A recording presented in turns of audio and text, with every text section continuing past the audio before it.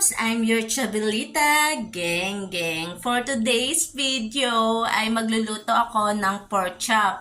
Pero pag nagluluto kasi ako ng pork chop mga Chubs, naiinis ako pag matigas yung baboy. Kasi 'di ba usually yung iba pag pinirito, parang sa kanila ang lambot-lambot. So search ako sa YouTube paano palambutin itong ating pork chop bago ito pirituhin. So, ipapakita ko nga pala sa inyo kung uubra itong technique na to. So, bahala na. Tara!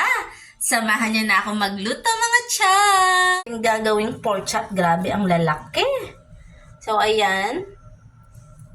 At ayan pa, dalawa silang piraso. Ang bowl, ayan, maglalagay tayo ng water, tap water. And add tayo ng iodized salt. Ating tap water na may salt, then ilulublob na natin ang ating pork chop. So, tara, ilagay na natin. Yan. Ang tawag sa procedure na to is brining. Grabe, hindi kasya tong isa. Napakalaki kasi itong mga pork chop natin. Sika natin ang ating pork chop. So, ibabrine natin yan ng about 1 hour. So, takpan natin. Ayan, tatakpan. So, ayan ang ating pork chop. Ilalagay natin sa ref. Diyan na siya sa chiller.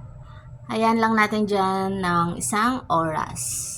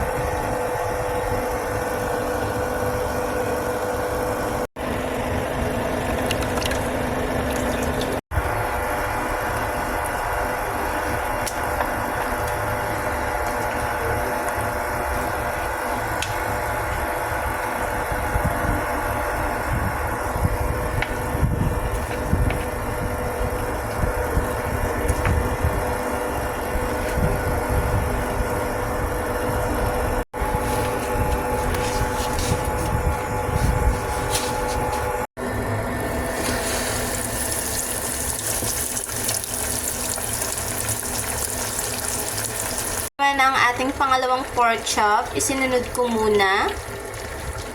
So, ayan ang ating first batch na pork chop. So, bahagya ko muna siyang pinirito dahil isa second fry ko to, mga chops.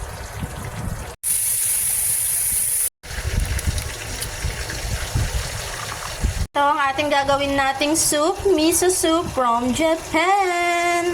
Na naman hindi dry ang ating food for today's video, kaya kailangan natin ng soup. Ayan, halu-haluin lang natin.